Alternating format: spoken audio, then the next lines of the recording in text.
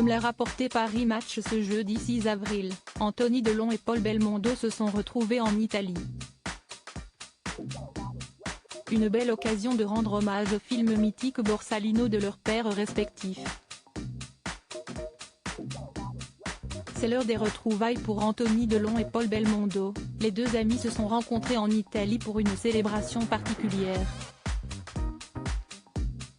Ce mardi 4 avril, ils ont visité le musée Borsalino en Italie, un lieu chargé d'histoire.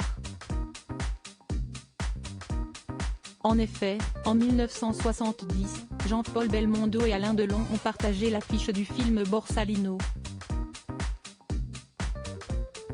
Réalisé par Jacques Deray, le film mettait en lumière les deux acteurs les plus iconiques du cinéma français.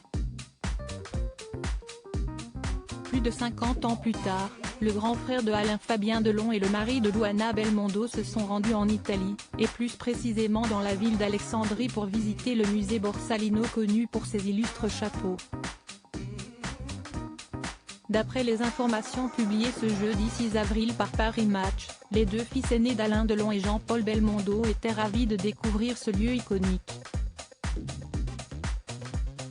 Quel bonheur et quelle émotion! C'est avec une émotion particulière que Paul Belmondo et Anthony Delon étaient présents en Italie pour découvrir l'univers Borsalino et rendre hommage à la carrière de leur père. Dans des publications sur Instagram, le duo s'est exprimé à ce sujet. Quel bonheur et quelle émotion pour moi de découvrir à Alexandrie le musée Borsalino accompagné de mon ami Anthony, a déclaré Paul Belmondo. Ensemble, nous avons pu rencontrer des artisans exceptionnels et surtout toucher du doigt un bout de l'histoire de nos pères respectifs, a continué le frère de Stella Belmondo. De son côté, Anthony Delon a partagé ceci: inauguration du musée Borsalino hier à Alessandria avec mon ami Paul Belmondo.